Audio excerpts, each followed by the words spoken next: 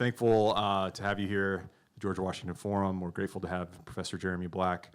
A little bit about the forum, if this is your first time visiting. Our mission is to promote serious reflection on the ideas, institutions, and historical experiences that shape free societies.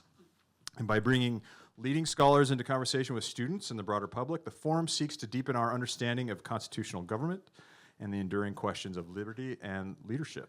So tonight's lecture fits squarely within that mission, inviting us to reconsider one of the central figures on the other side of the American Revolution, King George III, and to think more carefully about the imperial crisis that gave birth to the United States.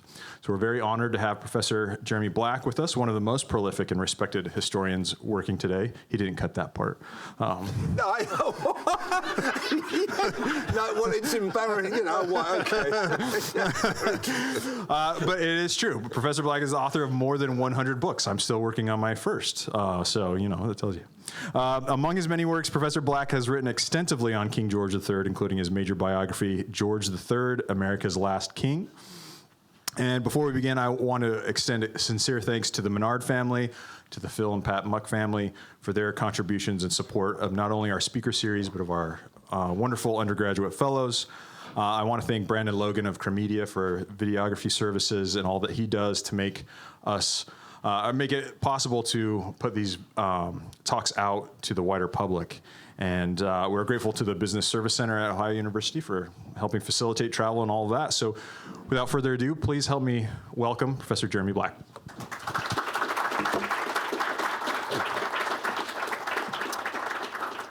Well, first of all, thank you for coming along, and may I say, I think it's my fourth, maybe my fifth visit to the university. I think my fourth.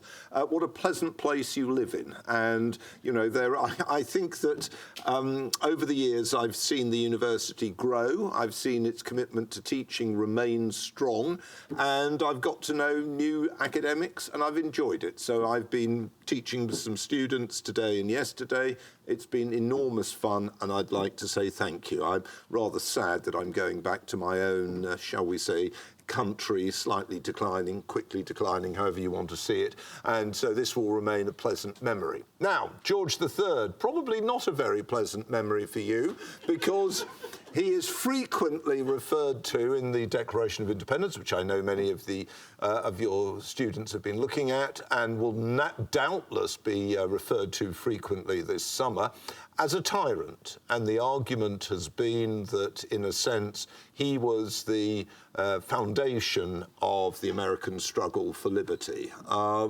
which is an interesting way to approach George from that perspective. I suppose it's the equivalent of saying Abraham Lincoln was responsible for the Civil War. But going to George III himself, aside from the Declaration of Independence, in which Jefferson tapped on the ideas of tyranny, whether you go back to the classics and Nero, for example, and other emperors as well, or whether you went back to British history and looked at somebody like King John, the idea being that, you know, tyranny, misjustice, bad kingship was a key prompt for change. And that's been refreshed for your generation by, I suppose, the musical Hamilton, in which, again, the king comes along as a rather unattractive figure. Now, what I want to do today is to talk a bit about the king and try and explain him. You know, I'm not justifying him. I don't feel the need to justify him. He lived in the 18th century, and I don't, and I'm not a king. But I want to talk briefly about him. I want to talk about him and Washington as contrasting types of leadership. And I want to try and make some comments on the revolution from the outside, from, if you like, the side that lost. And I just want to try and sort of shake it up a bit, shake the existing interpretation up a bit. And I'll start by quoting George III. This is the only time I'm going to look at any notes, but I do feel that if I've got to get my quotes right, I'll want to get them right. In 1787, so that's 4 years after the Revolution, George reflected on the King of Sweden, Gustavus III, who'd become king in 1771 and continued until 1792 when he was assassinated in a masked ball. And George said as follows: I never will acknowledge that the king of a limited monarchy can, on any principle, endeavour to change the constitution and increase his own power. No honest man will attempt it. Now, what he was talking about was this. Gustavus III came to the throne in 71, and in 72, he overthrew what was called at the time, since, the Swedish Age of Liberty, which was essentially government by the Riksdag, a four-chamber parliament, including, incidentally, a chamber of peasants, which was quite interesting for the 18th century. And he put himself absolutely central and ruled in an increasingly autocratic fashion. If in 18th century terms you want to think of a tyrant, somebody that changed the constitution in order to increase their power, then the person you would really be thinking of in the Protestant world would be somebody like Gustavus. Or, Louis XV of France, who in his last years, in 1770, essentially in the so-called Maupeou Revolution, overthrew the authority of the parlements and ruled pretty dictatorially for the last 4 years until he died. George III didn't see himself in that light. We're going to come in a second to why the American patriots saw themselves in that light. But George III saw himself as a constitutional monarch who believed in parliamentary government. Unusually among kings, though he has that comparison with the present king, he was very interested in history. His education, we know a lot about what he read when he was young. He was a quite serious young man. And his grandfather, George II, his father had predeceased him. His grandfather, George II, refused to allow him to serve in the military during the 7 Years' War. And the young boy, because that's what he was, he's born in 1738, the young boy essentially became a bit of an autodidact. Read a lot, educated himself in a lot of subjects. He was probably one of the most educated monarchs of the British royal family. The British royal family is not noted for being intellectuals or reading books, and George III was probably the one who was closest, again, similar to the present king, who's also a pretty educated person. And in some respects, from that perspective, George III was most in common with the third president of the United States, Jefferson. Both men were interested in science, again, unusually so for the age. Both men were particularly interested in astronomy, maths. Both men were interested in exploration. Both men were well-read, not only in English, but in foreign languages. And the classic way in which George is presented as a buffoon doesn't capture at all what the man knew about, nor does it capture his determination to educate himself, and, much to the irritation of his sons and daughters, to try and educate them as well. His sons were much more typical at not wishing to be educated, I think it's fair to say. They would prefer to be frat boys, without having to go to university. So George, one of the things he reads is he reads a certain amount of political theory. And he particularly reads a book, which was his father liked reading, which was Bolingbroke's Thoughts on the Patriot King. And Bolingbroke, who had been a politician earlier in the century, had the idea that what you really need for the British Constitution to work was a unbiased, patriotic monarch who wouldn't allow himself or herself, the British had female monarchs as well, Queen Anne, for example, wouldn't allow, I should say, themselves to be captured by party affiliation. And the young George very much came to take that view. He disliked, or came to dislike, for both psychological, personal and also political views, his grandfather, who was a distant figure, it has to be said. And he also thought of his grandfather as a bit immoral. I mean, George III was a prig. You know, in other words, he was morally a very well-behaved young man and went on being a morally well-behaved person, whereas his grandfather, shall we say, was not averse to the appeals of the other sex. okay? I think that's a fair way of describing it. And lived with his wife was dead. He lived with his lady friend, Madame Valmolden, who he made the Countess of Yarmouth, in a sort of setup that might be more similar to Florida than, shall we say, to New England. Okay? Take that any way you like. Now, George III, so therefore, comes to the throne in 1760 as a young man, intent on restoring what he sees as morality to kingship, intent on trying to rule without party, in other words, to have ministries of people who are both Whigs and Tories, intent on trying to get rid of those of his grandfather's ministers who he associated with sort of political corruption more than financial corruption. In other words, they'd sought to keep all offices of power and profit to themselves and their relatives, and determined to be a good king. I mean, that was what the king was really interested in. Not like, for example, his brother-in-law, the King of Denmark, who was very much intent on hedonism and pleasure, or as indeed was the King of France of that period, Louis XV.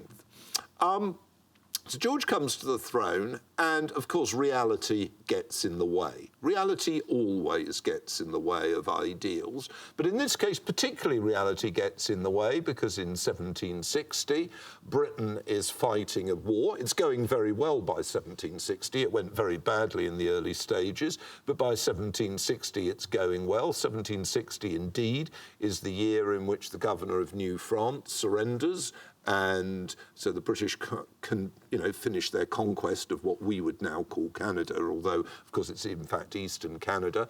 And the British go on in 1761-62 to do very well in the war. Indeed, in 1762, they do something which is only ever achieved once by the Americans, and that's in 1898, when they actually had steam power as well. And the British capture simultaneously both Havana and Manila, because the war has widened to include the Spaniards. So the war goes well, and indeed, the state, the crown, enjoys a certain degree of popularity as a result. In fact, a statue of George III is put up prominently in New York. But it is very expensive, and the cost of it is increased in modern terms by the extent to which an unprecedented national debt, which is what you have at the moment, what we have at the moment in Britain, an unprecedented national debt is not made easier for societies that don't really have the same tolerance of debt, or, if you like, credit financing, as societies do today. So George is king of a state that is worried, very worried about the debt. And in a sense, his attempt to be a good monarch in the 1760s encourages him to try and address this financial problem. You could have said that if he was a lazier, venal and hedonistic monarch, he would have let it go. He would have just said, oh, well, we'll leave this problem for the next generation. But he doesn't.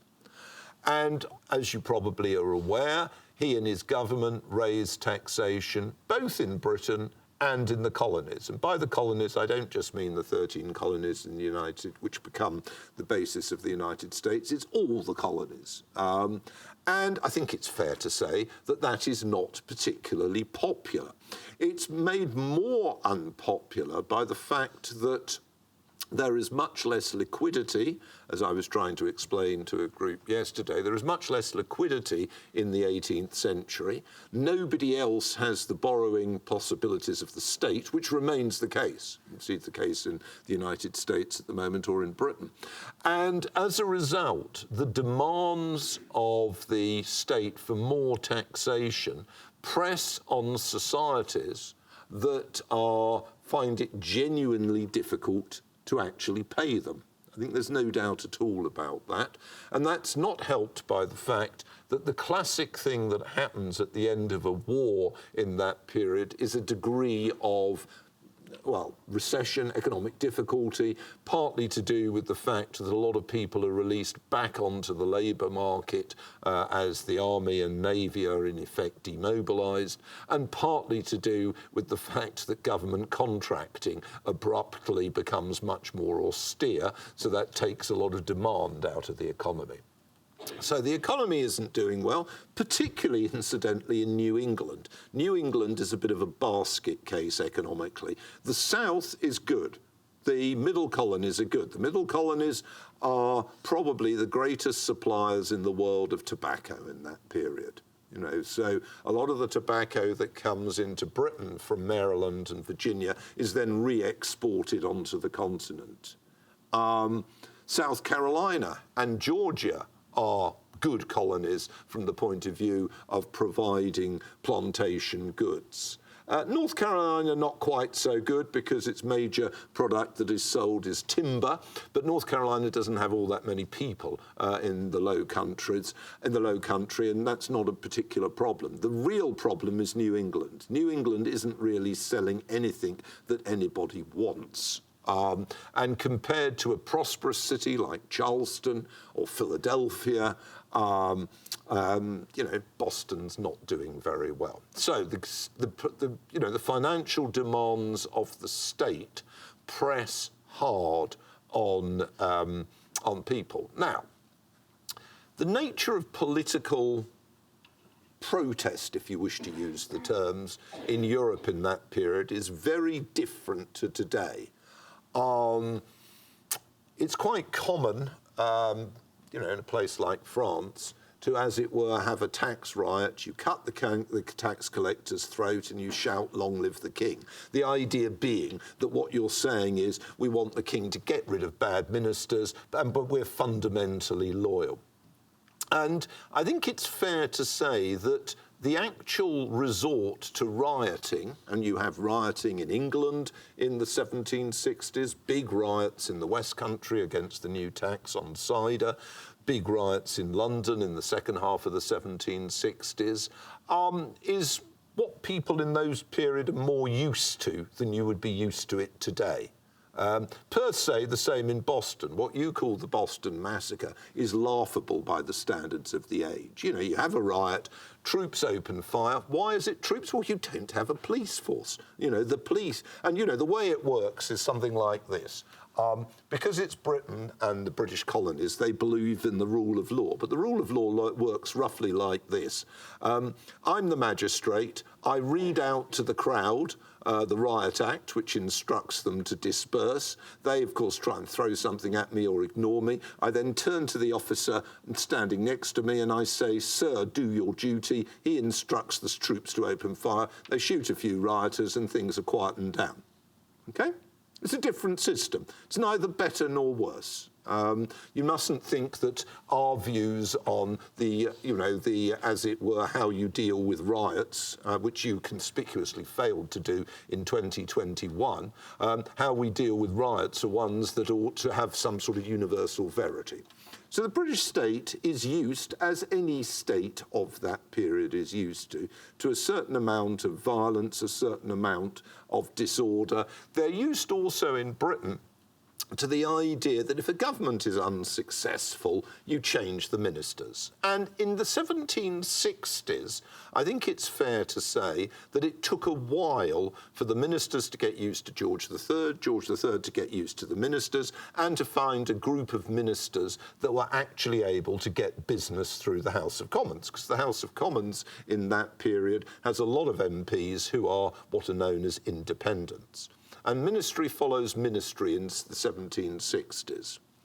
In 1770, the situation changes.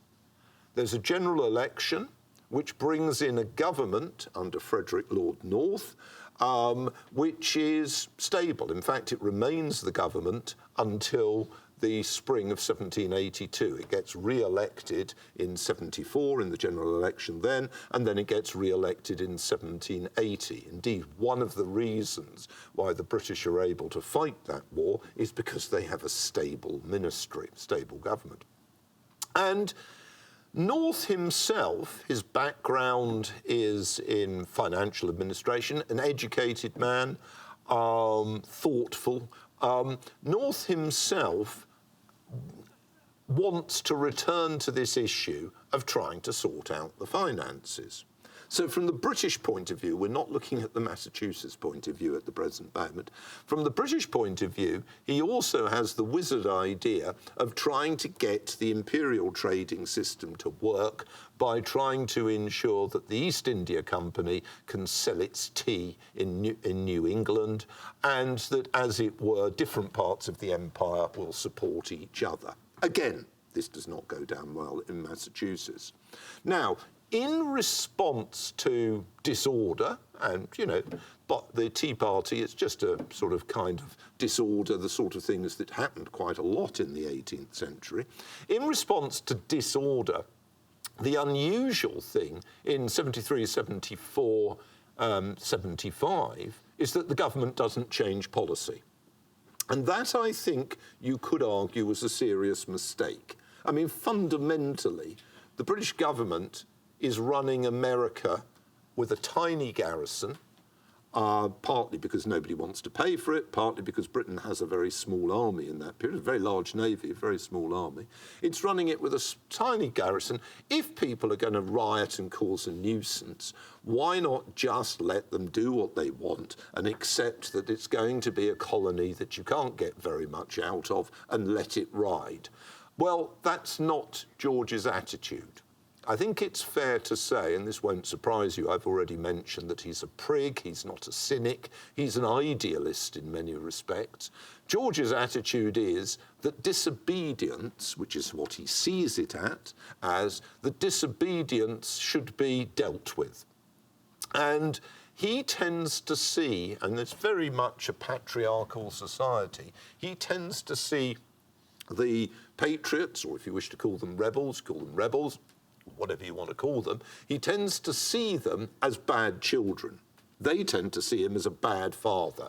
So you have this kind of idea that what should be a term which is often referred to as good kingship, and being also good subjects, is being breached.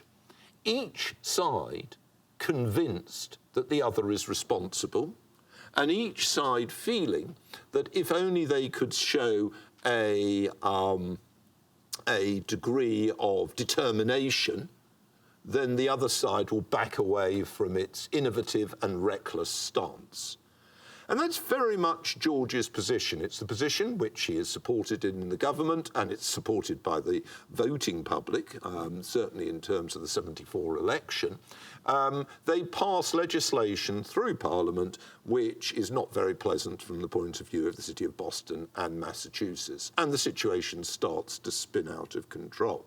It's also spinning out of control, of course, because the British government doesn't really, I think it's fair to say, fully understand what's happening in the 13 colonies. It takes the view, it's encouraged, it has to be said, to take the view by the British Commander-in-Chief in North America. It takes the view that opposition is concentrated in Massachusetts, and that therefore, if there is a show of force there, that will deal with the problem, and everybody will go on being happy and back to normal.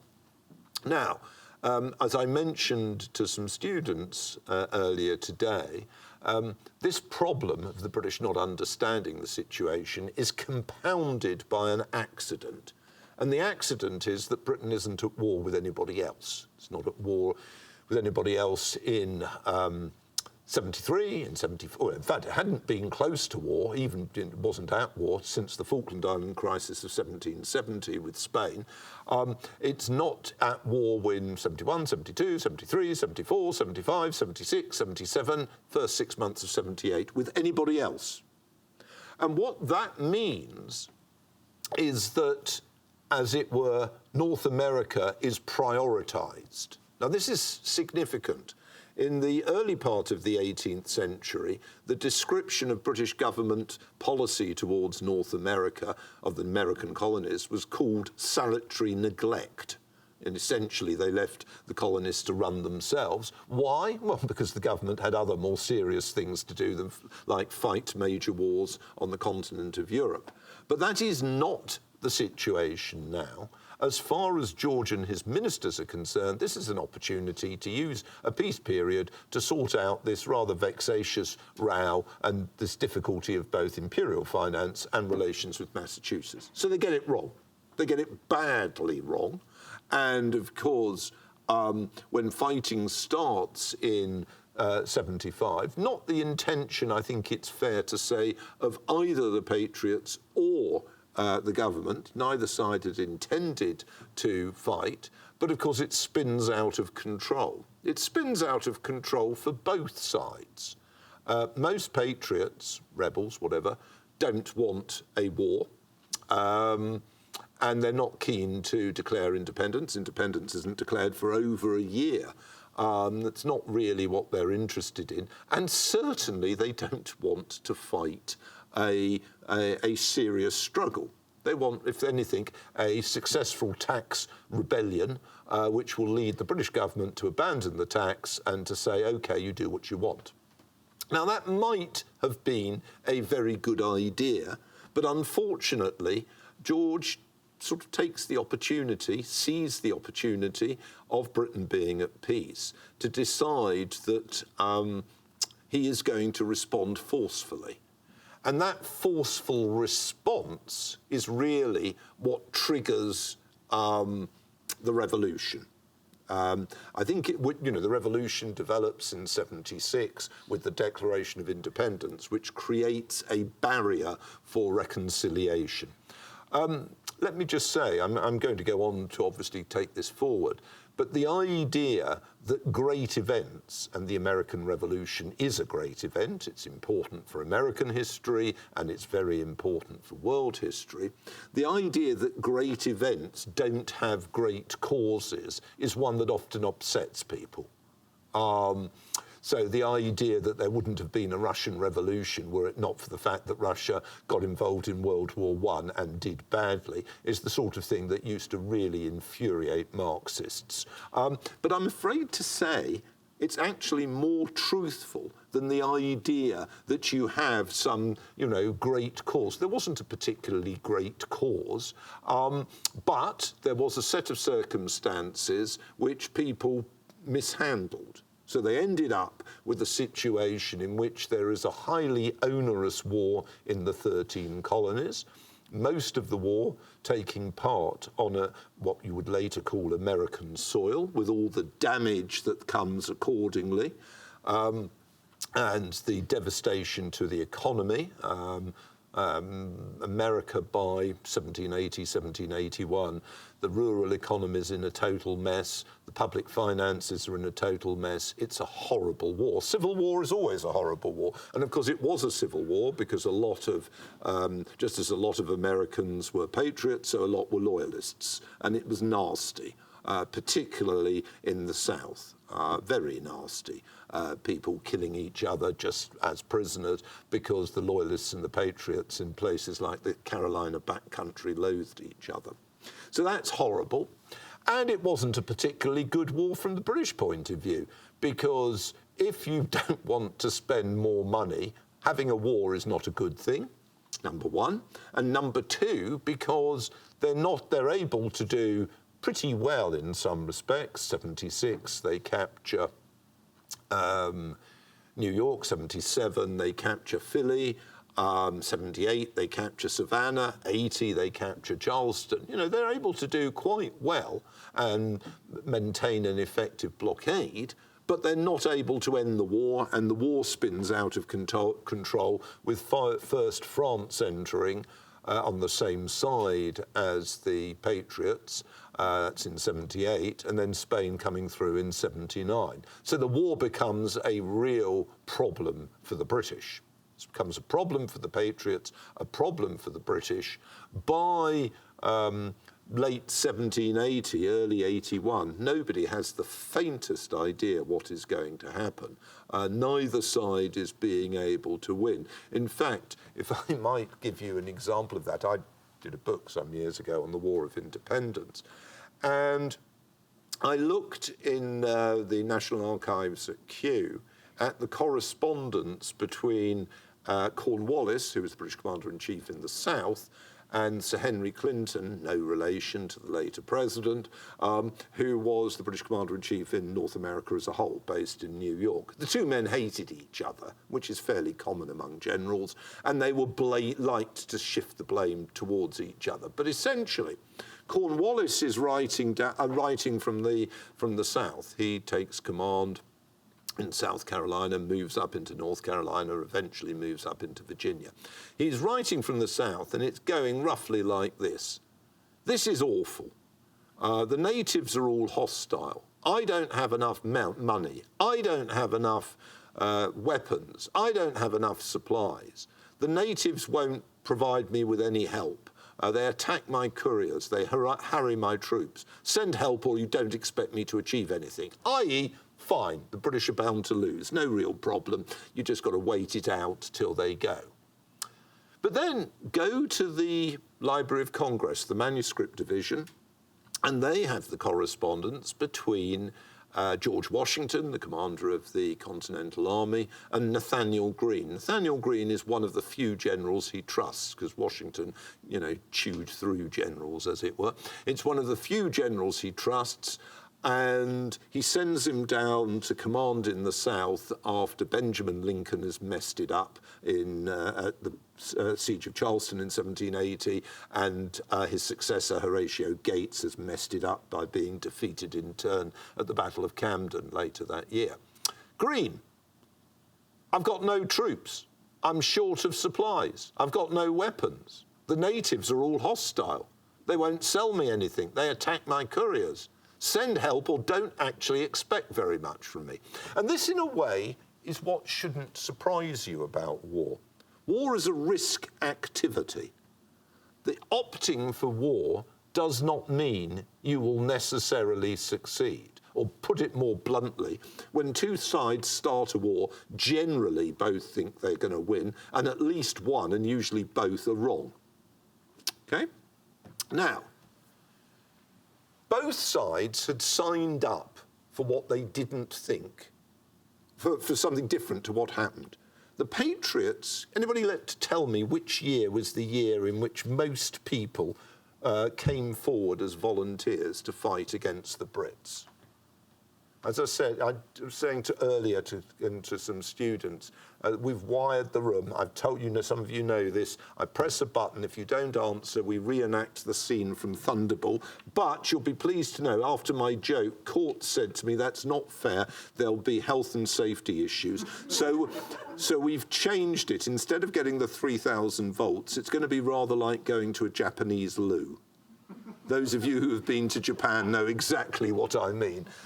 You'll be shaken, but not stirred all that much. Now, what in a sense, sorry, I shouldn't have said that, but there we go. We've got to laugh at the past, because otherwise we never know where we're going to go.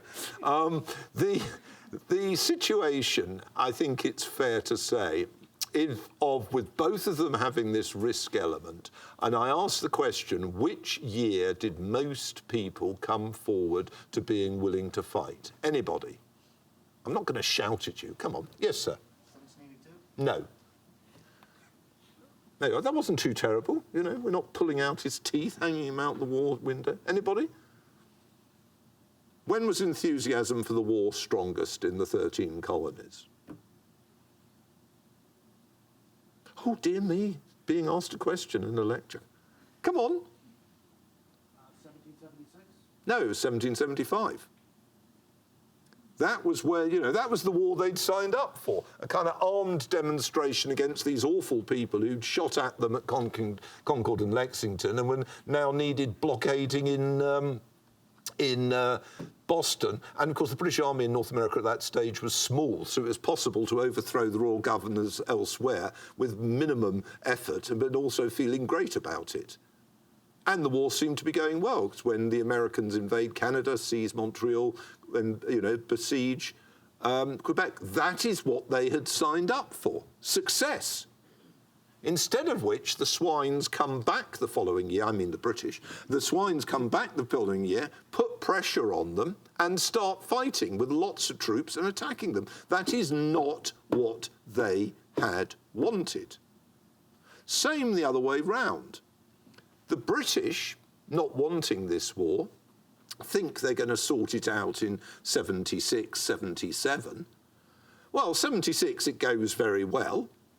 But then, the very end of 76, Trenton is a bit of a blow. And then in 77, they get Philadelphia, but they lose a force at Saratoga. This is getting worse. It's not what we wanted. And then the Americans ally with the French. That then becomes very serious indeed. So, by the end of 78, both sides are stuck in a war that neither side really wants. It's not the narrative you tend to hear about, is it? But both sides are stuck in a narrative neither wants. What's George III doing in the meantime? Well, George III, as well as being a prig, is somebody who finds it very difficult to, as it were, adapt. Now, when you don't adapt and you're successful, this is called resolution and you are applauded. When you don't adapt and you are unsuccessful, this is called stubbornness. It's exactly the same personality trait, and you come out with exactly the same documents. And as it were, the king endlessly writes to people, this is our moment of destiny, Providence will determine what is going to happen, but we must be resolved, blah, blah, blah, all that sort of stuff. It's quite Churchillian in its own way, but it's actually not an effective response to a situation that is not going well. I mean, it's not going terribly badly in America, but it's not going well. They're not ending the war. And in the meantime, there is the danger it is going to flip out of control when the French come in. And I think it's fair to say that George, having been too stubborn early on, then doesn't show sufficient flexibility when it is clear that even if defeated, the Americans are going to fight on, which is really what is clear. At the end of 76, after the fall of New York and the British advance across New Jersey, Congress flees from Philly to Baltimore, and it looks temporarily as though the war might be over. In 77, they do what usually would end a war in that period, and you capture the opposing capital. But it doesn't have the effect. So in other words, they're able to make military steps without having the political outcome. And as you know, in war, it's not much point killing people or occupying territory unless you can force them to observe your will. That's what victory means, getting the other side to observe your will. If you can't do that, battles only achieve so much. So the British, it's quite clear, have got no real ability at that stage to know how to move to getting the Patriots to observe their will, okay? And the Patriots, it's an asymmetrical war. The Patriots have got absolutely no way to end the war unless the British decide to end it. I mean, it's not as though you're going to get a Patriot army sailing across the Atlantic, landing in, Milford Haven or, Torbay, marching on London and taking George III's surrender. That's not there as an option. So what you've got is you've got this fundamental asymmetry. Neither side can win. Neither side can force their terms on the other. It is a mess. And you could say that the leadership on both sides deserves blame for that. They really don't think adequately through what is going on. France coming into the war changes the situation as far as Britain is concerned. It changes the politics of the war, it changes the strategy of the war, and it changes it creates a sense of alarm, backs to the wall. 79, the French and Spaniards try to invade England. It goes wrong, but it gives you a sense that things are really in difficulties. Ironically, it leads to two very different approaches to the war in America. The parliamentary opposition says, right, the real war is with France. We should stop fighting in North America. The king and the ministry say, no, This just shows we can't trust an independent America because, look, they're willing to ally with the nation's enemies. We have to stop this. So, ironically, it actually encourages the determination. The king shows himself in quite a good light in 78, 79, because in what are crisis years, although he doesn't change policy, he proves very good at going round, reviewing volunteer forces on the south coast, preparing for, to deal with the invasion, that sort of stuff. He does well as a national symbol, and as it were, gets rewarded with victory in the 1780 general election. But the war is going on, and it is not going well. It is not going well in the sense that, again, the British are hanging on. By beginning of 1781, they're still in charge of New York, Savannah and Charleston. Their opponents clearly can't get them out. But there's not clear how the British are going to win, just as it's not clear how the other side are going to win. It's obvious that the war is going to have to end with a compromise. As indeed it does, in case you haven't noticed. British North America is partitioned as a result of the war. But the terms of a partition, the terms of a compromise, are not being pushed really by either side. And I think you could say that was a failure of leadership, both on the part of the Continental Congress and on the part of George III. In the end, accident resolves the situation, as so often happens. Cornwallis advances to the side of the Chesapeake, adopts a camp at Yorktown. Land forces move up to blockade him. Not really a problem. The same thing had happened when Clinton had crossed New Jersey in 1778. He'd got to the shoreline with Washington in close pursuit, but it didn't matter in 78 because what Clinton had done has been picked up with his army, picked up by the British fleet, which had come out of New York, and they'd sailed away to New York. 1781, the British have their warships in the wrong place. They don't break through into the Chesapeake, Battle of the Virginia Capes, and Cornwallis surrenders. Again, Cornwallis's surrender doesn't have to end the war because, the British are still there in the major places. But what it does do is create a political change in London. And the political change in London is enough politicians say, right, this isn't going well, let's end this one. And that actually causes the king's government to fall, and the king, much to his fury, has to bring in the opposition, and they insist on negotiations to end the war. So, you can play it one of two ways. You can play it as George making foolish choices, yes. You can play it as George being part of a more general political situation in which everybody is making bad political choices. Yes, didn't exactly help the French that they were going to run themselves into close to bankruptcy, fighting a war for the ungrateful Americans, and the French Revolution is just down the line. Nobody really is making sensible choices at that period. And what's interesting about that is who subsequently gets the blame. Now, I think it's fair to say that whereas, and all countries have a public myth, whereas George gets the blame to a degree deservedly in the American public myth, in the British public myth he doesn't. And the reason is quite simple. Britain goes to war with revolutionary France and then Napoleon from 1792 onwards to 1814 and then briefly again in 1815. And in that war, George is the head of state. He is very much contrasted with Napoleon as a sort of more virtuous leader. We can discuss what we think about that, but that's how he's presented. And as it were, he ends the reign, he's actually mad by the end, or suffering from bipolar disorder, but he ends the reign as a sort of national figure of great, of great pride. And indeed, in the Gilbert and Sullivan operetta, Iolanthe, when members of the House of Lords, fictionally, this is a story, turn up to sing a song about England's golden days, they locate it in the age of good King George. Now, to everybody in the audience, and it's either 1881 or 1882, I can't remember just at the moment, to everybody in the audience, they'd have known they were talking about George III, not George I, not George II, not George IV, who were the other choices at that time.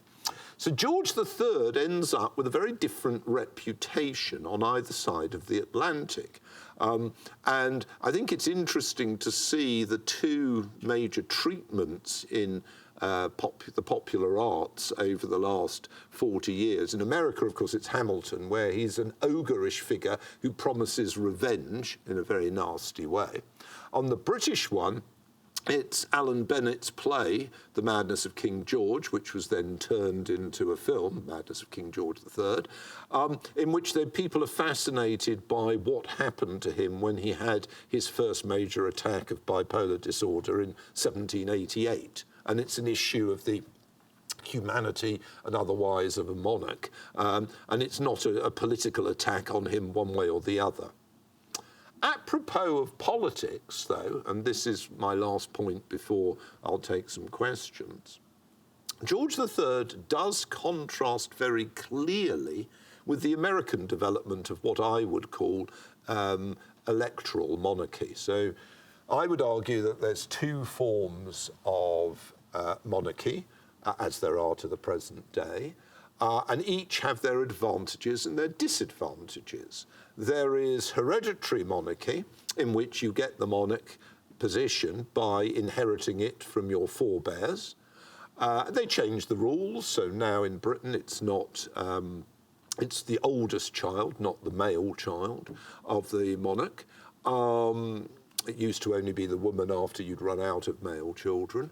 But essentially what you get is a situation in which you've got a clear legitimacy of the position of monarch, so shouldn't be any wars over succession, but you've got the problem that the monarch themselves may be incompetent, second-rate, lacking in all sorts of abilities. Okay? That's the problem of hereditary monarchy. Meritocratic monarchy is very different. Meritocratic monarchy, the monarch gains power as a result of their own efforts. Now, in many cases, it's like Napoleon in 1799. It's as a result of a military coup, and that's often the case as to how it works still to this day. But the other form of doing it is having a political process that leads to the selection of an elective monarch, meritocratic elective monarch, which is the system you have. And on the whole, your system has worked very well. It's not always led to the most talented people becoming president. I think the 1870s were not a great era, nor were the 1920s, nor indeed the 1850s.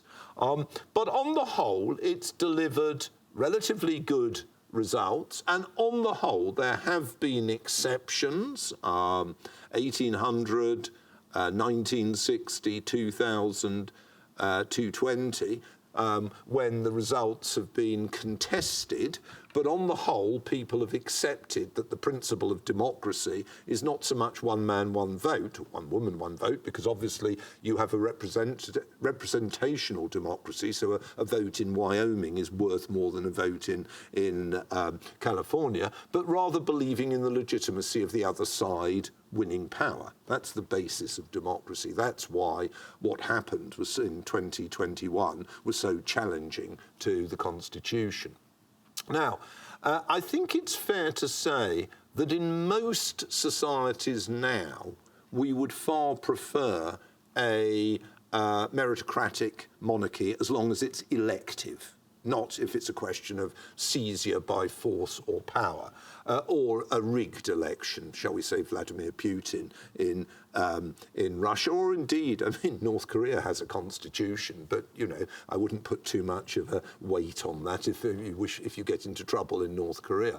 What I would say is part of the success in the case of what becomes the United States is how Washington handles it. Washington has his strengths and his weaknesses. His major weaknesses are quite easy to see. He wasn't good in his relations with other generals, and in fact, very bad in his relations with some of them. And he wasn't a very good battlefield commander. But he's a good strategist. He's a good political leader. He's a kind of Eisenhower figure. And he, as president, helped to define a position in which there was term-limited power.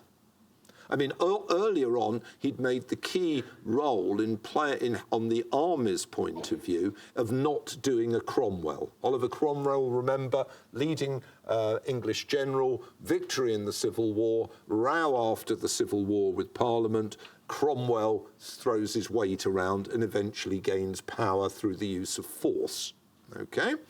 There was a febrile period in the future America in 1782, 1783, and more generally in the Constitution writing period, Newburgh conspiracy in particular, rows as to whether Gates was trying to take over the army. The whole thing becomes a real mess. And I think in that context, the fact that Washington, who in some respects was like George III, he could be pig-headed. He could be absolutely determined on what he saw as the letter of what should be the law.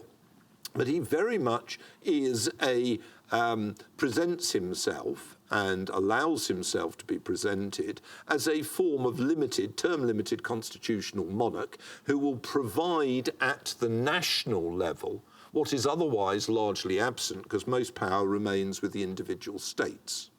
Okay?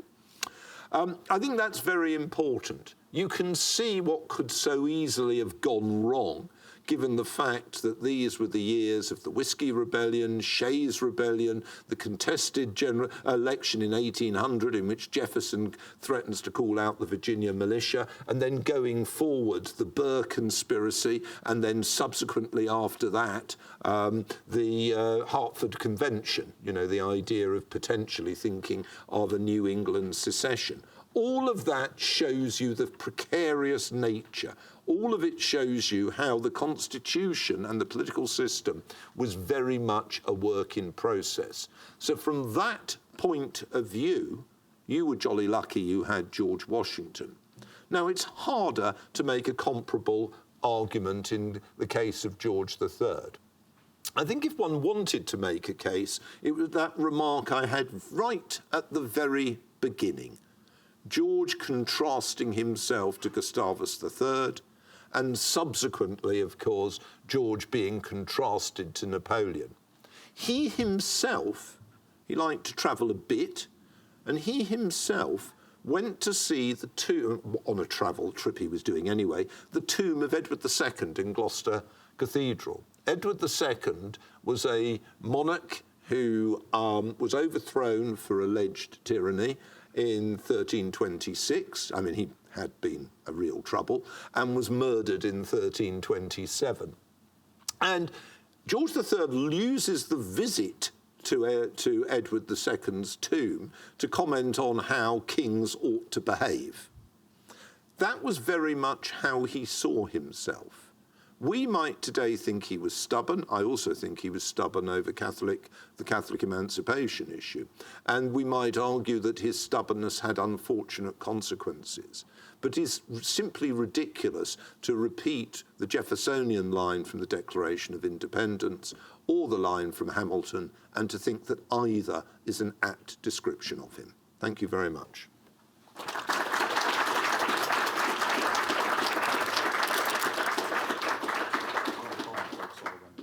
Yeah. You got time for questions? Don't ask questions, you'll be made to stay here for another hour. That's what court has said, and there'll be, more lecture. And a test. So thank you so much for your talk. My question is a little bit maybe off topic in a certain sense, but I was really interested in sort of just this review of history that obviously we learn at a very young age, but has a lot more perspectives than we're exposed to in school. And so I was interested in what your study of this period and basically the narrative surrounding war generally, how that's informed how you understand wars of this age, and basically your opinion of modern warfare. Gosh, that's a big topic. Right. Well, first of all, I think military history is a very serious subject. It's so often ignored, and I think that's a real problem because it is important to look at it carefully. I think that warfare can be necessary. I mean, I think well, sometimes you don't have a choice. Other people declare war on you. Warfare can be necessary. But on the whole, I think that those that understand force and war are generally more cautious about it than those who, shall we say, have a very naive approach to the efficacy of violence. That's what I would say. Thank you.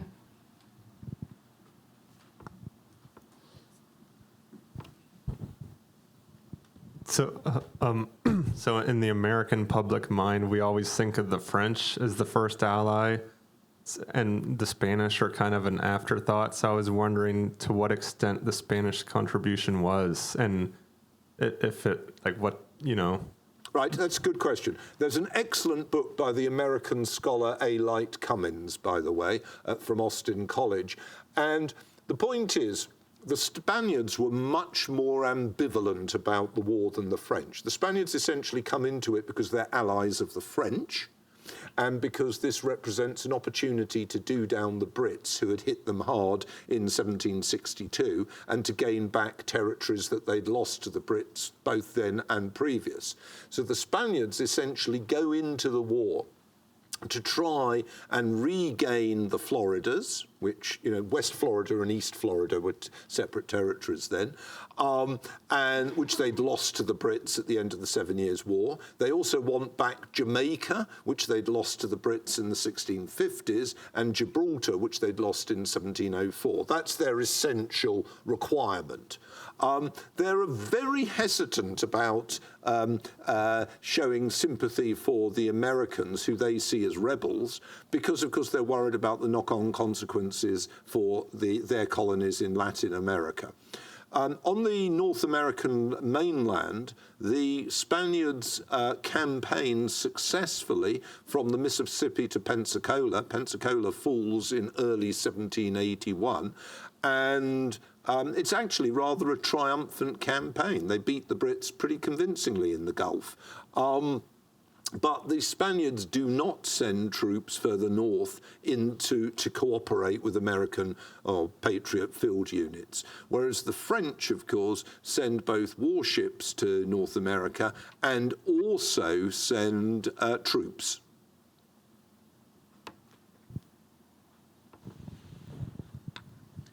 Could you speak to the perspective of two British figures on imperial relations with the colonies, one Adam Smith and the second Edmund Burke? Yes. Well, let's take that. Edmund Burke was a supporter of the Rockinghamite Whigs, and he felt that the British government had a, to put it mildly, unwise policy. Okay? He was, like most Rockinghamite Whigs, he was opposed to France, and he thought that was a worthwhile thing to fight, but he did not think it was sensible to be fighting in the 13 colonies. And he didn't really change his mind on that.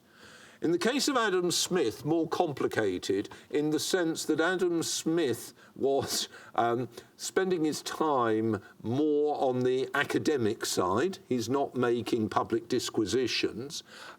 He obviously, like most, we might call them economic commentators, feels that it's a bad thing if the 13 colonies become independent. Because if they become independent, they're part of the product and market sphere that is lost to the British Empire in a context in which, Smith might have enunciated the idea of freedom of trade, but of course there isn't freedom of trade. So the danger will be that Britain loses some, important colonies, particularly South Carolina and Virginia, and it'll lose them as markets and it'll lose them as product sources, not least for re-exports. So I think it would be fair to say that Smith is much more sensitive to the economic implications of it than most people, most politicians were. Incidentally, as you may know, after the war, the newly independent Americans get very upset because they find themselves being cut out of trade with the British West Indies. And they think this is outrageous. And the British think, well, what on earth do you think was going to happen? So there is that dimension to it that is quite interesting. I mean, from the point of view of the Patriots, it was economically a deeply flawed project, independence. Because, as the Federalists were subsequently to realise, you have to align with one or other of the major imperial powers, particularly if you don't have a big navy.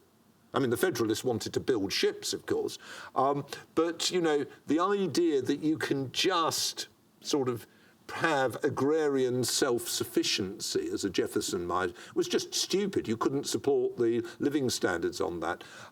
So there was, I think, an economic flaw to the cause of independence. Now, obviously, because of events subsequently, it doesn't have as detrimental a consequence as it might have done. But I think that that was a problem. It's worth bearing in mind that the independent Latin American countries very rapidly cohere to seek the assistance of either Britain or America in economic and fiscal terms, because they don't have sophisticated enough or any real capital markets. They don't, going it alone was not a brilliant idea in that period. I mentioned, incidentally, in one of the classes that William Pitt the Younger quotes Adam Smith in Parliament in 1787 when he is defending the Anglo-French trade treaty that comes through at that period. I think it's fair to say that it was quite a novelty, that line. I mean, the previous time they tried for an Anglo-French trade treaty was 1713, and Parliament had voted it down then. So it's interesting. There are economic changes. The British are moving towards free trade, but there's a lot of reluctance, a lot of worry about it.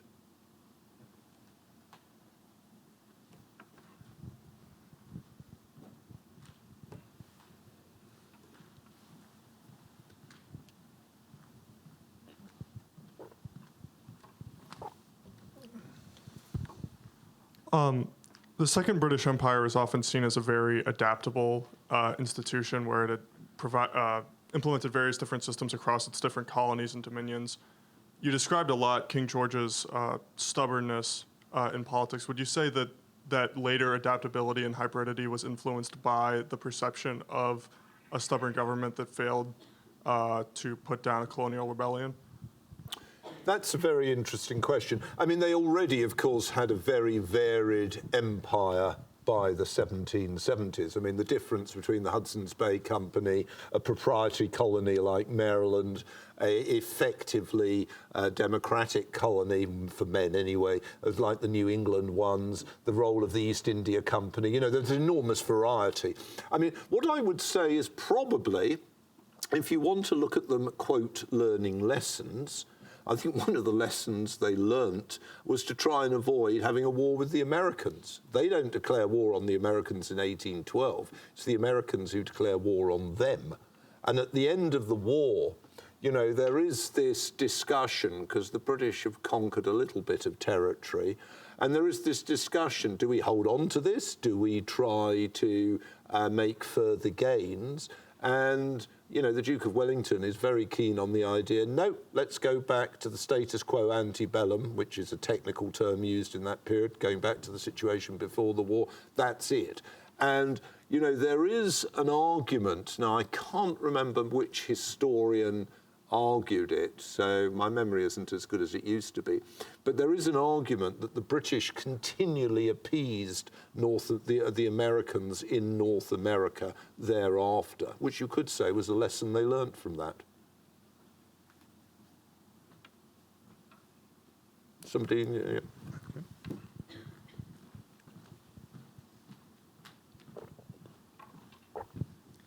You mentioned the American reaction to the Boston Massacre was much more visceral than what an average Londoner might expect from hearing it in the news. Why do you think there was that cultural difference between the two? Oh, right, locations? that's a good question. And let me, you said the American, I would rephrase that as more the New England one. I don't think most people in Savannah cared two hoots about what was happening in Boston. I think it was because that the policing by troops of American cities was not something that Americans were really familiar with.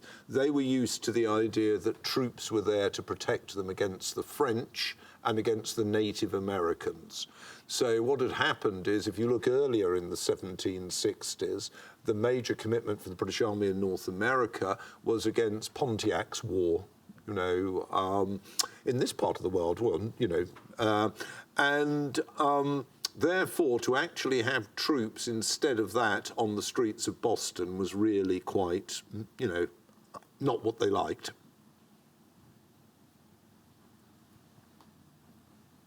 If I may ask a question, you spoke to the issues of a hereditary monarchy versus an elective monarchy. I was wondering if you could speak to maybe the benefit side of the ledger, so to speak, where if we look today, maybe the comparison of America to United Kingdom, arguably the elective monarch is wielding greater power than the hereditary monarch in the UK, and whether that's good, bad, neither, and maybe what your thoughts on. Yes, I mean, I think it's fair to say that hereditary monarchs today, and in rank terms, I suppose the most senior would be the Emperor of Japan, the hereditary monarchs are mostly, there are some obvious exceptions like Saudi Arabia or Oman, but are mostly essentially titles. They don't have any real power. Same in Norway or Sweden or the Netherlands or Belgium, Denmark and so on. What they do is take out of the constitutional political role contention about things that might be rather tricky if they were left to politicians. That's a matter of opinion. So essentially the monarch usually has no real political power but is head of the armed forces in sort of terms of people taking an oath of obedience, that's or loyalty rather. They're technically head of the judiciary. Now the point is that was, I suppose, a helpful fiction, let's put it like that. It might be seen as a useful method where you have political division. After all, if you think about monarchies, you've got a monarchy, what, about 300 miles north of here, in Canada. And I think, obviously, if you can have an elected president who commands through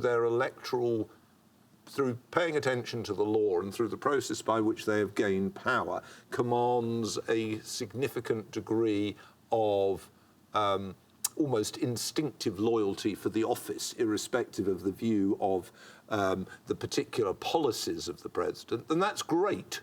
That's absolutely great. Obviously, it's not easy to work it out. In some countries it works. On the whole, in America, it's worked. You've had bad presidents and good presidents, but on the whole, it's worked in the United States.